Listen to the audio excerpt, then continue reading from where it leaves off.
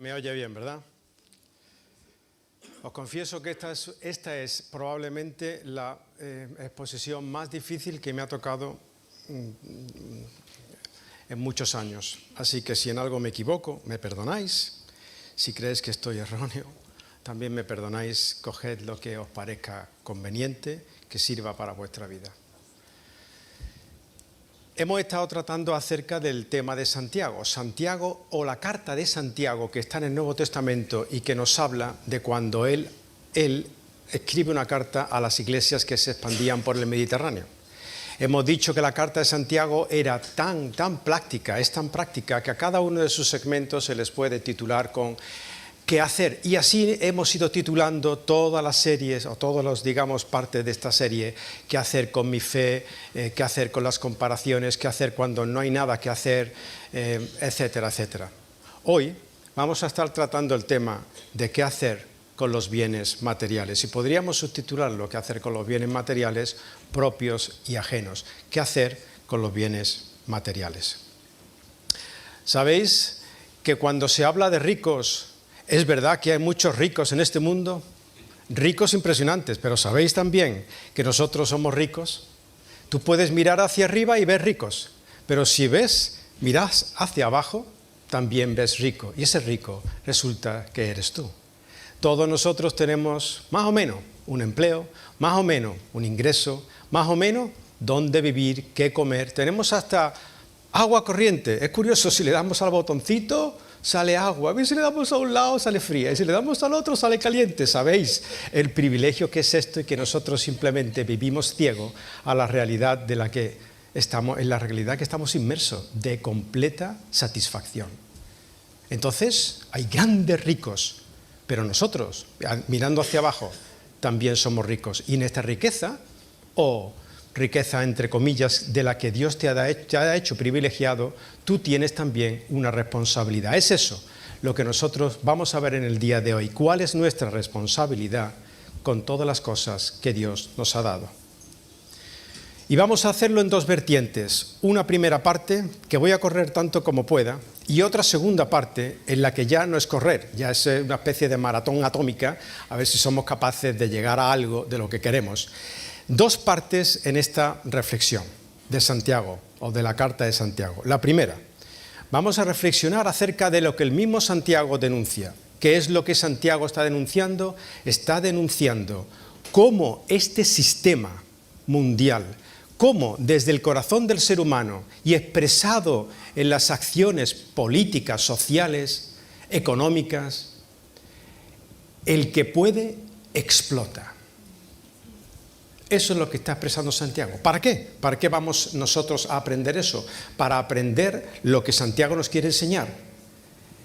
El opresor no tiene la última palabra, y en ese sentido traer consuelo a nuestras vidas. Esa va a ser la primera parte. La segunda parte, mirando hacia abajo, es, bueno, ¿y cuál es mi responsabilidad en todo esto?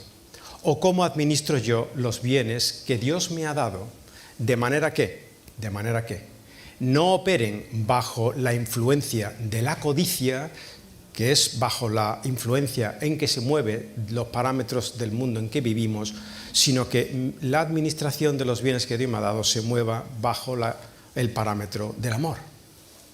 Porque si el amor es yo salgo de mí mismo y te doy a ti, la codicia es dame lo que tú tienes para que sea mío, aunque sea injusto.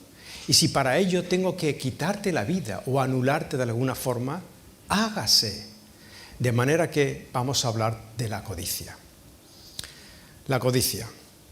Si recordáis la última vez que estuvimos considerando a Santiago, o lo último que consideramos a Santiago, veíamos como él decía que había una serie de monstruos, atención, porque lo vamos a conectar luego con las cosas que vamos a hablar. Había una serie de monstruos que habíamos titulado dentro de nosotros, que combaten dentro de nosotros y quieren salir dentro de nosotros, a lo que la Biblia y Santiago identifica con la palabra pecado. Pero hay uno que es fundamental, uno que es impresionante, de los cuales se derivan muchos de los otros, llamado soberbia. Cuando Santiago apuntaba en las partes anteriores a la soberbia, nos decía algo que era un transcrito, digamos, de lo que se decía en el Antiguo Testamento, y era: Dios resiste a los soberbios, pero da gracia a los humildes.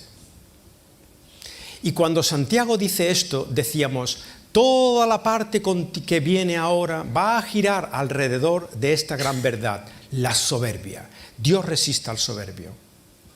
Independientemente de la división de versículos y capítulos que tengamos, él está hablando de un mismo tema, aunque parezca que está hablando de cosas diferentes, son solamente distintas manifestaciones de una misma cosa, la soberbia. Y así estuvimos diciendo, una manera de ser soberbio es sobreponerse a la ley de Dios, es decir, siempre criticando y juzgando a los demás, y lo habíamos titulado como ¿qué hacer con este chisme? Luego otra manifestación de la soberbia era aquellas personas o cuando nos sobreponemos a la ley de la providencia, haciendo nuestros planes para el futuro sin tener en cuenta que Dios es el que te puede dar la habilidad, la circunstancia y el momento para que los planes tuyos salgan. Tú no puedes sacar a Dios de la ecuación y lo habíamos llamado ¿qué hacer con mis planes de futuro? Y ahora en esta última, tercera manifestación de soberbia, Santiago habla de una manera muy potente, muy exagerada, si pudiéramos llamarla exagerada. Va al clímax, a la manifestación más pura de la soberbia. Y es por eso que resulta tan difícil compartir con vosotros el texto de hoy. La codicia. Va a hablar de la manifestación de la soberbia en forma de codicia. ¿Qué es la codicia? La codicia podíamos definirla, esto es definición propia. La codicia es la ambición insaciable por acaparar más e incluso querer lo que es del otro. Y si para ello hay que quitarle la vida, figurada o literalmente, se le quita. Además, aquello que se codicia no lo puede tener nadie más. Fijaos, la codicia es una ambición, no todas las ambiciones son malas, ojo, tú puedes ambicionar cosas que son buenas de manera correcta y legítima. Hay unos tipos de ambición que sí lo son. La codicia es la mayor manifestación de ella. La codicia es un tipo de ambición. Es una ambición que es insaciable. ¿Recordáis cuando estábamos hablando de los apetitos de los que hablaba Santiago, que eran insaciables? De que cuando quieres 100 y lo consigues, pasas a 200, a 400, a 1000, a 1 billón, a 1 trillón y nunca se acaba.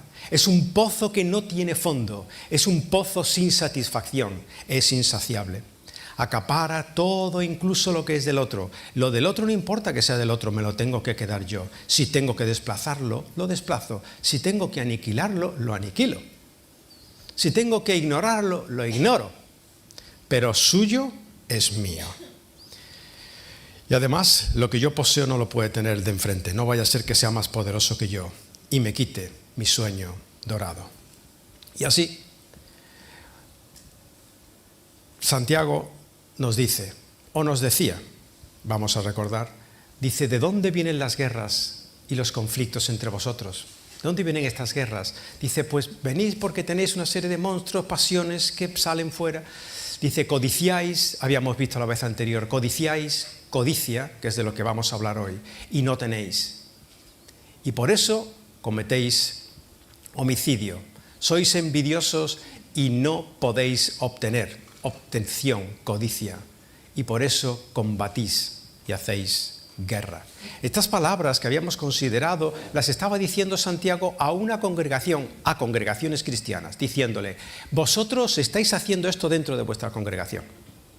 Entonces las palabras de Santiago eran para una congregación, aunque fueran extendibles y aplicables al mundo que les rodeaba. Y así es. Sin embargo, las palabras de hoy van en el sentido inverso. Santiago está hablando al mundo que les rodeaba y por extensión tiene una aplicabilidad al creyente. Y por eso que van en ese sentido al mundo que les rodeaba, que aún es mucho más descarnado, mucho más claro. Y así vamos a tratar el primer tema de los dos grandes bloques. El primer bloque de hoy, recordad, era ¿cómo opera este mundo bajo la codicia? y los opresores finalmente no tienen la última palabra, con lo cual nos da consuelo. La segunda parte, que es cómo administrar los bienes materiales de los que Dios me ha pertrechado, sería la segunda. Pues viendo la primera parte, los opresores no tienen la última palabra. Vamos corriendo sobre el texto, muy corriendo. Dice: oíd ahora, ricos, llorad y aullad por las miserias que vienen sobre vosotros. Oíd, ricos, les está hablando dentro del sistema social en el que vivimos a los que tienen más dinero, a los grandes, en el día de hoy, directivos de las grandes corporaciones, a los grandes empresarios, a los que tienen gran tenencia de posesiones, etc. En aquel mundo era el mundo agrario, el mundo rural, aquel que poseía muchas tierras. Llorad y aullad. Llorad y aullad. Santiago no está diciendo llora a ver si tiene alguien misericordia de ti. No es este llanto el de Santiago. Está expresando el llanto del que ya no ha sido condenado y va a la cárcel. Ya no hay camino atrás. Y aullad es un sonido que corresponde a una onomatopeya. Es cuando uno dice ¡ay! Eso es una palabra, ¡ay!, pero corresponde a un dolor. Aullad es una especie de alarido. Esto es lo que os queda a los ricos de este mundo. Vuestras riquezas, dice, continúa, se han podrido y vuestras ropas están comidas de polilla. Las tres grandes manifestaciones en el mundo antiguo, en el primer siglo donde habla Santiago, las grandes manifestaciones del poder, de la adquisición del poder económico, era la acumulación de aceites. Ya tengo aquí una, pero gracias. Era la acumulación de aceites y granos, las ropas con que te vestías, y la cantidad de materiales preciosos que acumulabas, especialmente oro y plata. Esas eran las tres grandes manifestaciones de los ricos del tiempo de Santiago. Dice, pues vuestras riquezas, es decir, aquellos granos y aquellos aceites y aquellas cosas que tenéis para vuestro alimento, eso donde veis que vosotros tenéis la satisfacción y la seguridad de hoy y de mañana, para Dios, podrido, enmohecido, echado completamente a perder. Vuestras ropas con las que ostentáis un nivel económico y aparentáis, vuestras ropas Dios las ve comidas de polilla, porque Dios ve la realidad de mañana, ve exactamente lo que está pasando y cuál es la consecuencia. Y la tercera manifestación, que es la acumulación de materiales preciosos, dice Santiago, vuestro oro rico y vuestra plata se han oxidado. Pues dice, su herrumbre será un testigo contra vosotros y consumirá vuestra carne como fuego, es en los últimos días que habéis acumulado tesoros. ¿Qué es lo que está queriendo decir aquí? Dice, mira, vuestra plata y vuestro oro, que no son materiales corruptibles porque no se oxidan. Porque lo que está queriendo Santiago aquí es hacer una manifestación gráfica de la moral de esas personas, de la moral de los ricos de su tiempo. Vosotros, hasta lo que no es corruptible, se corrompe. El oro y la plata que tenéis está completamente oxidada. Está oxidada, entre otras cosas, porque la habéis acumulado hasta un nivel en que habéis totalmente ignorado al que necesitaba algo, estaba a tu lado, ni siquiera lo pudiste ver. Todo lo gastaste para ti, y después de gastarlo para ti, lo que no gastaste lo simplemente almacenaste y se ha oxidado. Esa es la realidad moral de lo que hay en tu interior. Pues bien, en los últimos días dice. ¿Sabéis por qué dice los últimos días? Porque nosotros cuando atesoramos cosas nos parecen que esas cosas son como permanentes. De hecho, si tú puedes atesorar cosas que son para ti como permanentes, tú piensas que vas a durar tanto como ellas. De hecho, muchas veces cuando vamos y visitamos los sitios, Rebeca me dice, es curioso, como ahí siguen las casas, siguen las murallas, siguen las piedras, siguen y las generaciones van y vienen. ¿Qué somos? ¿Qué somos? Bueno, pues nosotros acumulamos porque pensamos que eso nos da la seguridad. Acumulamos los que somos ricos o los que son ricos, acumulan porque simplemente eso les provee de la sensación de que van a durar tanto como aquellas cosas que acumulan. Pero Dios dice en los últimos días y hace una expresión de tiempo diciendo los últimos días que son desde que vino el Mesías hasta que retorne, en este punto del tiempo, es decir, todo es temporal, vosotros habéis hecho esto y por por tanto os consumirá vuestra carne. Ese será el juicio. Entonces, nos hacemos la siguiente pregunta ahora. Si Santiago le está hablando a los ricos, nosotros debemos hacernos la pregunta si es malo tener posesiones materiales. ¿Es malo tener posesiones materiales? No, no es malo tener posesiones materiales. Lo malo es hacer lo que a continuación hace Santiago, que ya algo ha hecho en parte. Y es 1, ¿hay acumulación egoísta? 2, ¿cuáles son los medios por los que las obtienes? Y 3, ¿cómo se usan? Eso es lo que define si la posesión material que tienes es justa o es injusta. Es decir, ¿la acumulas para nada? ¿La acumulas egoístamente ignorando al que necesita? ¿Por qué medios las obtienes y cómo se usan? Bajo estos 3 parámetros, con luego una conclusión de lo que esto da lugar, es que miramos los siguientes textos de Santiago. Y dice Santiago, mirad los medios de obtención.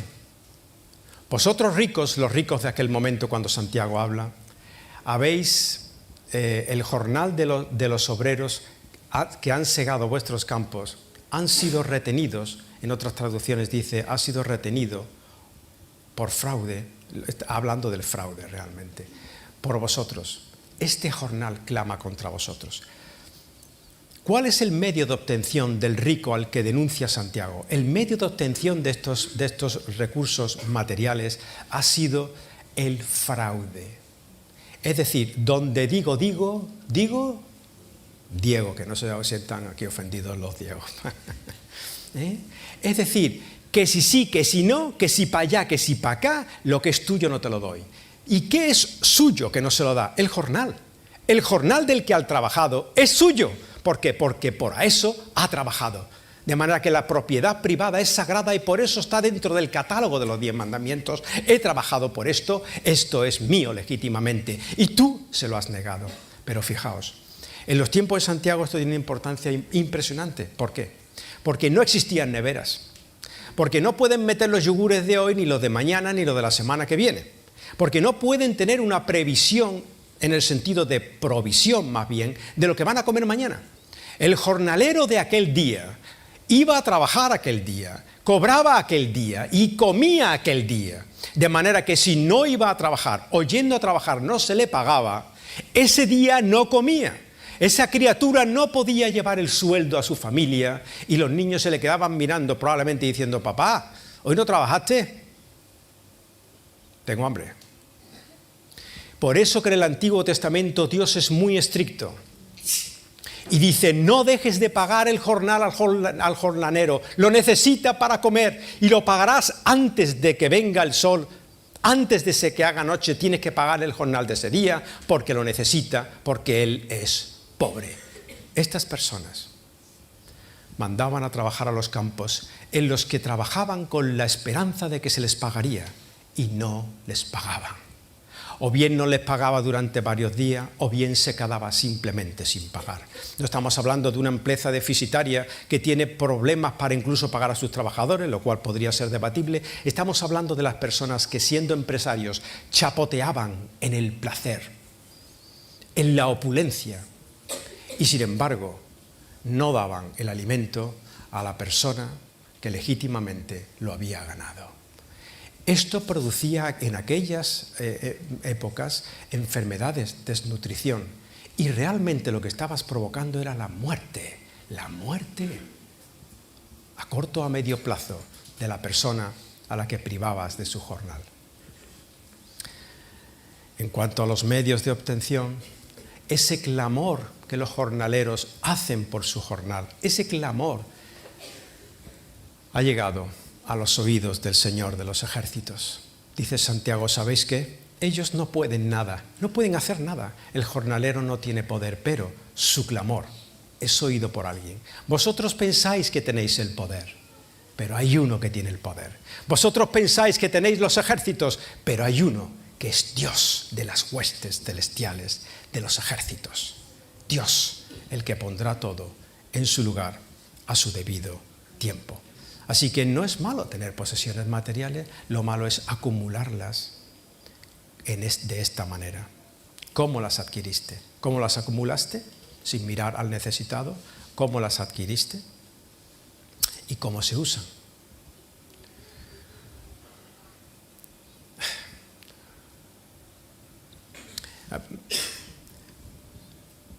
Es tan sutil que nosotros podemos estar siempre viendo en tercera persona lo que está ocurriendo en primera. Somos expertos en ver lo que hay fuera y sin embargo es totalmente ciego a lo que ocurre en nuestro corazón. Porque en cuanto a cómo se usan, en cuanto a cómo se adquieren las riquezas, ¿cuántas veces nosotros podemos adquirir riquezas de manera sutil y ni siquiera nos estamos dando cuenta del problema que estamos teniendo? Voy a poneros 2 o 3 ejemplos porque si no se nos va a empezar a hacer tarde. Imagínate que tú has tenido un contrato con un cliente y que ese cliente siempre ha cumplido. Imagínate que no te interesa seguir más ese contrato y lo vas a terminar. Imagínate que la ley prevé 2 años o digamos 2 meses para que tú formalmente rescindas el contrato. Pero sabes que eso no es lo justo. Porque si tú le das a la otra parte 2 meses, la otra parte no puede responder ni redirigir sus recursos hacia donde le es necesario. Lo has dejado en pañales. Pero tú estás haciendo lo que es legal. Claro, ¿por qué no lo haces? No lo haces porque si le anticipas con más tiempo, es posible, muy posible, que pierdas los beneficios que él te está correspondiendo y que pierdas, por tanto, económicamente. Con lo cual te ciñes a lo legal y dices, yo soy cristiano y soy legal. Lo voy a hacer legalmente. La ley provee 2 meses y con 2 meses yo le notifico. No es moral. Siempre estuvo cumpliendo la otra parte su responsabilidad. Es legal y no es moral. ¿Cómo estás acumulando tus riquezas? Imagínate que eres un hijo de 3 y acaba de morir tu padre. Tu padre siempre quiso y lo demostró que os quería a los 3 por igual y que quería dejar a todos la misma herencia por igual. Y sin embargo, un día, estos días que los abuelos se vuelven muy raros y tontos, le da por hacer algo extraño, le da por ti y te da todos sus bienes y a los demás los deja con el mínimo imperativo legal. Aquel día tu padre muere y entonces tú te enfrentas con tus 2 otros hermanos y vais ante el notario y dice, ¿qué dejó papi ahí? Y dice, oye, porque se le ha dejado todo a fulanito. Y el resto, lo mínimo legal. Y tus hermanos te miran y dicen, ¿y yo? Y dice, ¿yo? Si papá quiso, a ver, papá quiso, pero no, ¿está en la herencia o no está en la herencia? Sí, bueno, pues es legal. ¿Yo qué quiere que os haga? O dirías, tranquilo, hermano, tranquilo. Todo será dividido a 3 partes iguales. ¿Veis cómo podemos ser legales, pero podemos ser amorales? Así podíamos contar si fuéramos capaces de ver qué es lo que realmente hacemos y con qué motivación lo hacemos. Hemos visto la acumulación, hemos visto cómo se obtiene y y ahora vamos a ver cómo se usa. Eso es lo que define si la riqueza es legítima o ilegítima, cómo se usa. Y dice, habéis vivido, le dice Santiago a los ricos de su tiempo, lujosamente, es decir, de manera acomodada. Pero ahora el siguiente término es mucho más explosivo porque dice, habéis vivido lujosamente, no os ha faltado de nada sobre la tierra y habéis llevado una vida de placer desenfrenado, placer infinito, placer que ha corroído totalmente vuestra capacidad moral. No es el tener bienes, es cómo los acumulas, es de dónde los has obtenido y cómo, es cómo los usas, lo que define si lo que tienes es justo o injusto. Y todo esto tiene una consecuencia. La consecuencia, dice Santiago, es que habéis vivido lujosamente, le dice a los ricos de su momento, a los que eran grandes terratenientes, tenían grandes posesiones de tierra. Habéis vivido lujosamente sobre la tierra y habéis llevado una vida de placer desenfrenado, lo acabamos de ver. Dice consecuencia, habéis engordado. Esta es la consecuencia. Habéis engordado vuestros corazones en el día de la matanza. ¡Qué horror! Mirad qué imagen la de Santiago. Es poco agradable. ¿Habéis visto alguna vez cuando paseáis con la carretera y vais con el coche a lo mejor, o vais a los naranjos, ¿no? Allí, y veis a los cerditos, lo felices que están los cerditos comiendo? Es más, ni te miran, ni te hacen caso, están oin, oin, oin, oin, y comiendo y comiendo y comiendo. Eso es lo único que hacen, comer. Dice, eso es lo que habéis hecho vosotros toda vuestra vida, comer, comer. No habéis ni vuelto la cara a ver qué pasaba alrededor de vosotros, solamente habéis comido. Es lo que teníais y es lo que hacíais, es lo que teníais y es lo que devorabais. Devorabais y de esta manera negabais el bien a quien lo necesitaba. Pero ¿cuánto bien puedo yo suplir? El poco que sea es un bien que de alguna manera estará ayudando a alguien que lo necesita. Bueno, pues eso es lo que habéis hecho, engordaros como animales.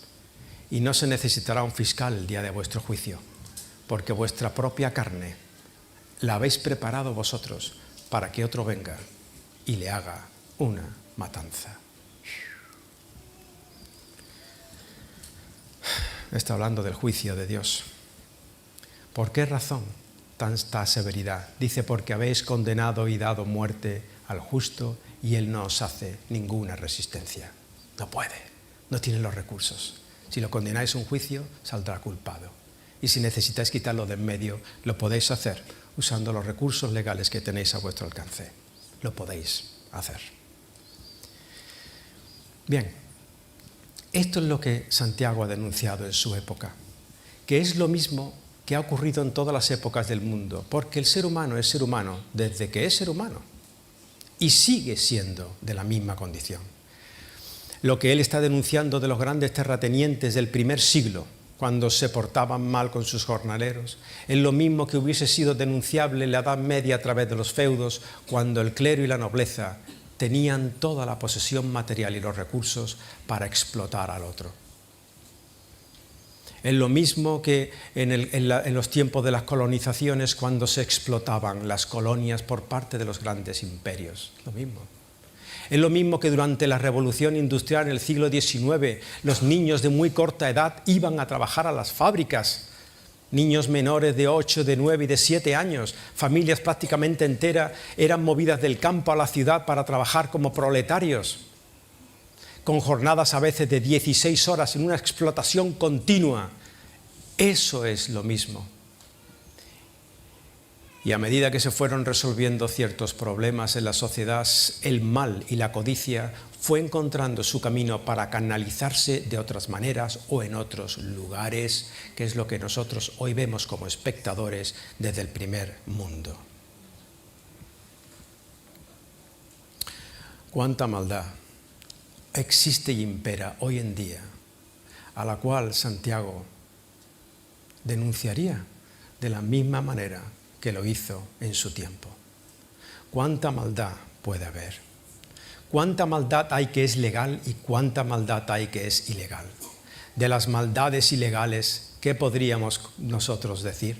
Podríamos estar denunciando todo el día aquellas que pertenecen al narcotráfico, donde por codicia se destrozan las vidas humanas. Lo mismo podríamos decir del tráfico de armas o de la trata de personas, horrible. Pero ¿qué tal de los legales? En aquellos sitios donde domina un soberano y te quito tu posesión o tu tierra simplemente porque puedo. Es legal porque yo soy la ley. ¿Y qué podríamos decir del negocio, otro grande de los negocios de hoy en día, que es el negocio de la guerra? Porque es la guerra lo que estaba denunciando Santiago. Hacéis guerra, lo menciona 2 veces, y matáis, lo menciona 2 o 3 veces. Hemos pensado alguna vez, hemos pensado a través de todo lo que vemos en las noticias, el negocio que puede haber detrás de la guerra, puesto que está muy en boga hoy en día, la guerra. La guerra. ¿Hay guerras justas? No lo sé. A vuestro criterio lo dejo. Yo tengo cada vez más serias dudas de que puedan haber guerras justas, pero supongamos que las hay. Yo he creído en guerras justas y he dejado que pase el tiempo. Y no he cometido la estupidez de observar el tema cuando ocurre. Cuando ocurre no te enteras de nada. He tenido la precaución de mirar el tema cuando han pasado años. ¿Y sabéis qué? Me han engañado, me han engañado. Porque aquello que se proponía no se cumplió nunca.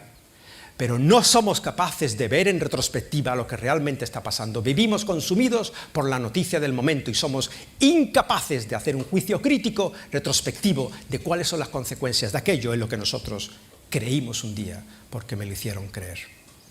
¿Qué es lo que he visto yo personalmente? Y si me equivoco o pensáis distinto, cada cual puede tener su propio pensamiento. Pero lo que yo he visto en las últimas 2 décadas respecto de las guerras legales o pseudo-legales es lo siguiente. La propaganda es: haremos al mundo más seguro, liberaremos a un pueblo y democratizaremos una nación.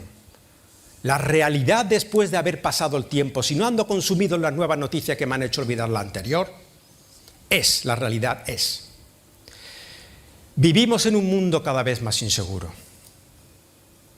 Los pueblos no han sido liberados ni democratizados, sino que se han sumido en la corrupción interna y la violencia intestina por conseguir el poder, de manera que el currito como tú y como yo, que está solamente queriendo trabajar para llevar un plato de comida a su familia, ese sigue sufriendo los horrores de la guerra y de la violencia cuando nosotros ya nos hemos olvidado por completo, porque han pasado 2 décadas. Esa es la realidad. Ahora, hay un denominador común que en las que yo he observado durante las 2 últimas décadas permanece. Eso sí permanece, y eso sí siempre se cumple. Siempre he visto que se cumple un aseguramiento de suministro energético y materiales, materias primas, de un sitio del globo al otro. Si esto es así, si mi análisis es correcto, nos responde esto a una terrible y violenta codicia, donde no uno, ni decenas, ni centenas, ni millares, sino millones de seres humanos son condenados a la muerte, a la orfandad, a estar tullidos, a no tener un futuro. ¿Sería esto así? Que cada cual juzgue lo que ocurre en este mundo. Os voy a decir unos cuantos datos que sí son objetivos. Solamente para que cuestionemos, solo un poco cuestionemos todo aquello que escuchamos. Porque nosotros no podemos saber las razones de por qué las cosas ocurren. Solamente a duras penas podemos saber lo que ocurre, nunca sus razones reales. Conoceremos las aparentes, no las reales. ¿Por qué? Mirad, cualquiera de vosotros puede buscar y cualquiera de vosotros puede confirmar o no si lo que voy a decir es real. Solamente 3, de unos cuantos de fondos de inversión en el mundo, solamente 3, sin mencionar nombres, son accionistas mayoritarios en aproximadamente el 20%, es decir, prácticamente dueño de todas las decisiones de las grandes empresas de producción armamentística. Eso es un hecho, número 1. Número 2, yo no puedo ir a una guerra y decir voy a matar a aquel porque me voy a quedar con su recurso. No puedo. ¿Quién compra eso? Hay que manejar la opinión pública. Vestimos al muñeco con algunas cosas que son buenas. Segundo hecho que es real. Estas grandes corporaciones no solamente controlan el mayor accionariado en las industrias bélicas, sino que también controlan alrededor del 25%, es decir, vuelven a ser accionistas mayoritarios y por tanto dueños de los principales conglomerados que vienen a ser 8 o 9 de noticias y de medios de comunicación del mundo, las grandes agencias de información, de las cuales el 80 al 90% de lo que nosotros consumimos es filtrado por ahí. De manera que si lo que estoy diciendo es, uno podría hacer una guerra y ganar dinero con ella. Luego podría hacer una propaganda, justificarse y seguir ganando dinero con ella, con esa propaganda. Y lo más horrendo, otra cosa que ha permanecido y siempre es así, son estos mismos grandes fondos de inversión. Los mismos. Los que antes de terminar la guerra, ya tienen las posiciones preferentes para llegar a firmar contratos con los distintos estados. ¿Sabéis para qué? Para la reconstrucción del país. Aquellos mismos que van a reconstruir el país son esos mismos que han propiciado la destrucción del país con las bombas que ellos fabricaron. No me digáis que si lo que estoy diciendo es correcto, suena a negocio perfecto. Es terrible, terrible. Primera Guerra Mundial, 20 millones de muertos, mitad de ellos civiles. Segunda Guerra Mundial, 80 millones de muertos, mitad de ellos civiles. Respecto a la Segunda Guerra Mundial, hay una película todavía muy bonita en cartelera basada en hechos reales. Trataré de no haceros un spoiler, pero voy a deciros una frase que me llamó profundamente la atención. La película se llama Nuremberg. Trata acerca de los juicios que se llevaron a cabo en esa misma ciudad alemana, Nuremberg, después de la Segunda Guerra Mundial había recién acabado. Se estaba juzgando a los que eran, digamos, los fundamentales movimientos, los principales responsables del movimiento y del partido nazi, que tantas crueldades perpetraron. Para que el juicio fuese justo, debíamos tener, digamos, como una capacidad de poder medir si aquellos seres a los que se estaba enjuiciando eran seres humanos o eran monstruos, porque si eran monstruos o estaban fuera de sus cabales, puesto que las cosas que hicieron son de totalmente una depravación tal que puede estar fuera de la imaginación de cualquier ser humano. Entonces había que constatar si eran personas que estaban en su juicio cabal y por tanto dignas de una sentencia. Para ello se manda a un psiquiatra, un equipo de psiquiatras imagino yo, pero aquí en la película es un psiquiatra en particular, un psiquiatra que vivió, que existió, porque de nuevo está basado en hechos reales, que era el doctor Douglas Kelly. Douglas Kelly entrevista a los acusados, maneja bien cómo es su pensamiento, a través de centenares de horas de estudio, ve cuál es el perfil psicológico y fijaos a la conclusión que llega. Son iguales que nosotros. Iguales que nosotros.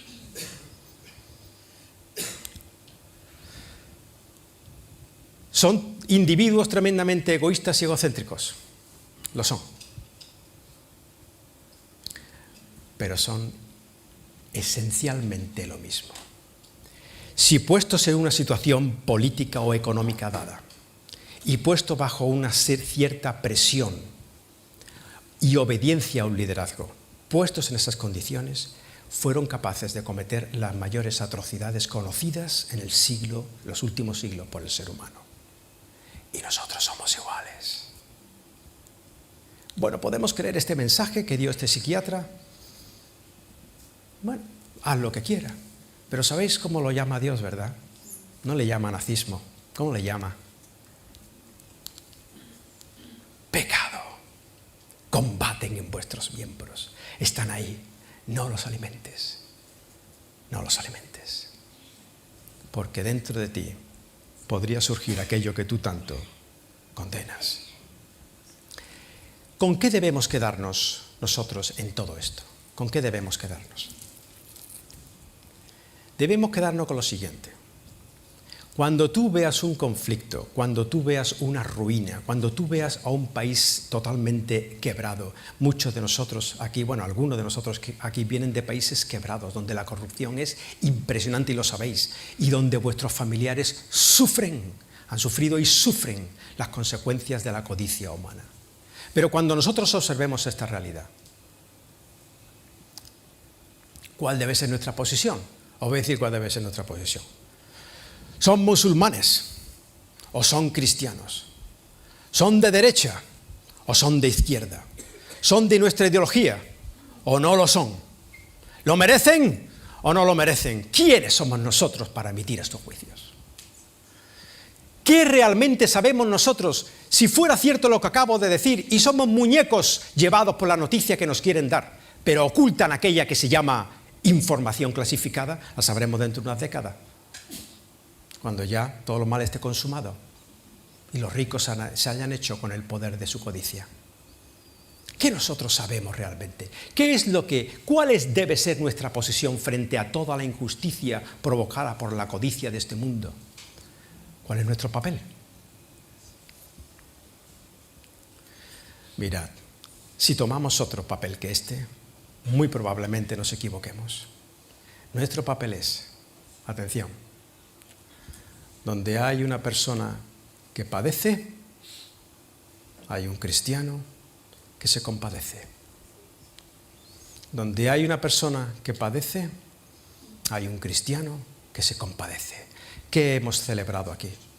La cruz de Cristo. ¿Qué éramos nosotros? Personas que padecíamos. ¿Qué hizo el Señor? Compadecerse.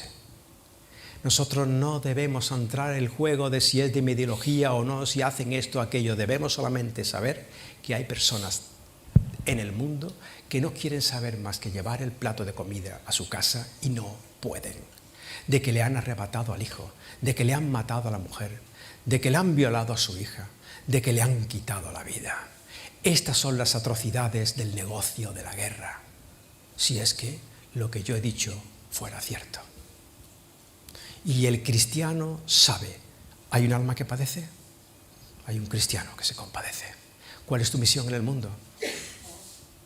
Compadecerte y hacer lo que puedas dentro de tus posibilidades con los recursos que Dios te ha dado. Y por eso, en esta iglesia tenemos algo que en una escala pequeña es una gran ayuda. Se llama puentes, por ejemplo. ¿Hay alguno de vosotros que no están involucrados en nada? ¿Los hay? Bueno, siempre tenemos nuestra pequeña excusa. Bueno, pues trabaja en puentes. Haz algo allí. Porque haciendo eso, entonces, estarás dando al que necesita. No estarás simplemente mirando fuera y diciendo qué malos son.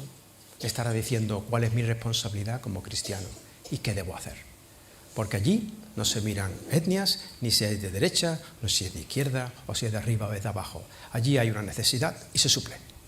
Ese es nuestro pequeñito papel en la zona geográfica que Dios nos ha dado.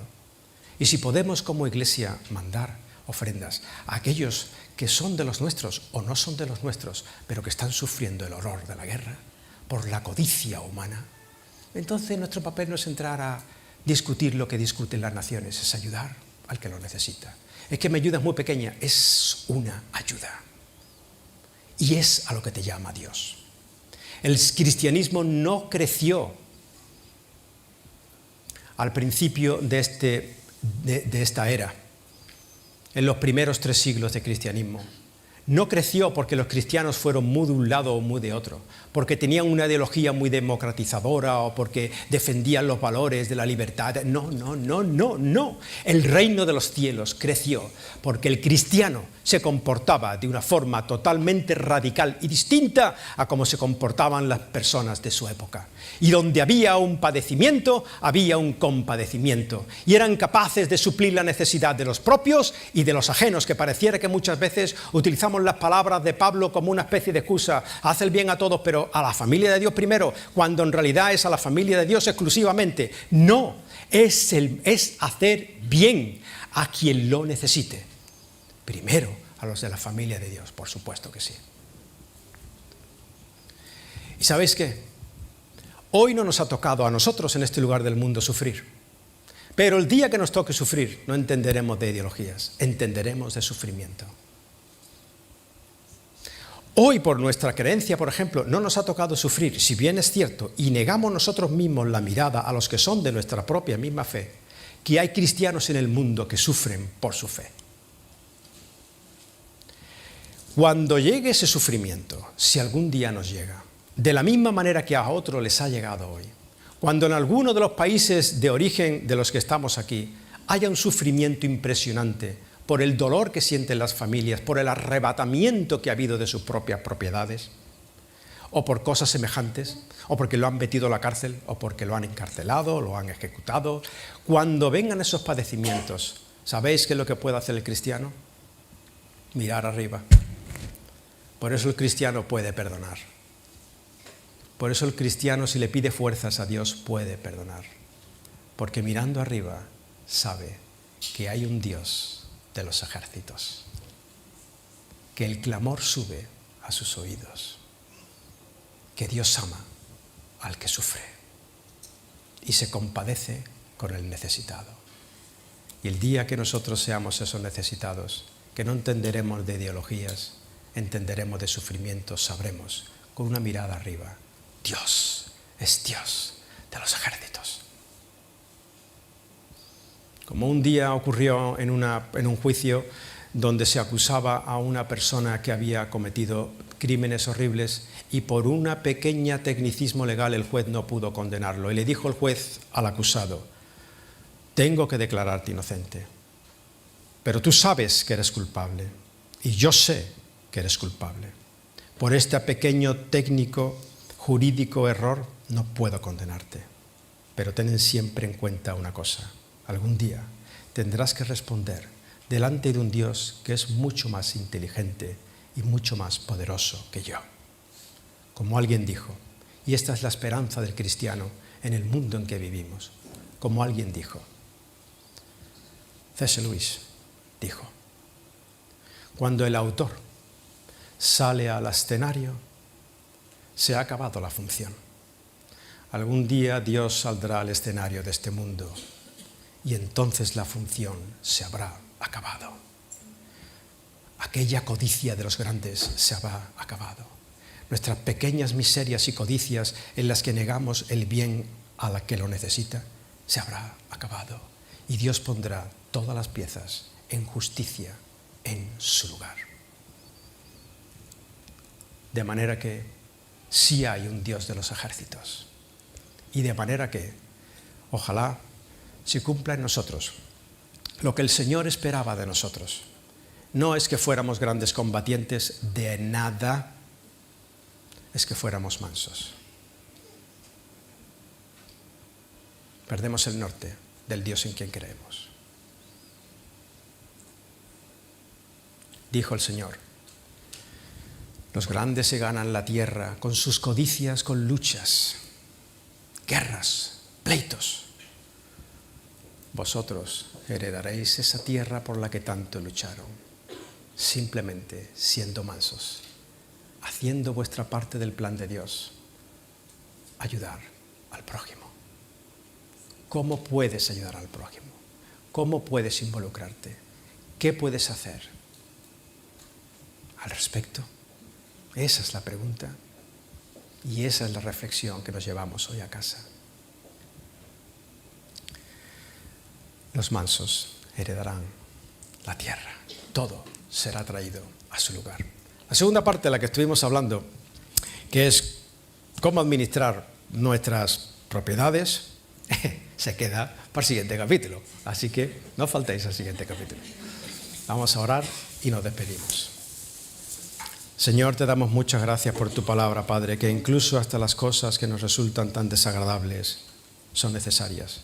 Tú descubres la maldad que hay en nuestro corazón, la codicia que hay en nuestro corazón. Señor, ayúdanos a ser transparentes a nuestra propia maldad. Somos malos no por hacer el mal, sino por negarlo. Ayúdanos a saber en qué podemos, Señor, de manera inteligente, colaborar. Ayúdanos a tener misericordia, ayúdanos a expandir tu reino en la tierra con nuestro ejemplo de mansedumbre, de humildad y de ayuda al que lo necesita. Padre, hazlo así. Te lo pedimos, danos ese corazón de misericordia que necesitamos. En el nombre de tu Hijo Jesús, quien nos enseñó todas estas cosas. Amén.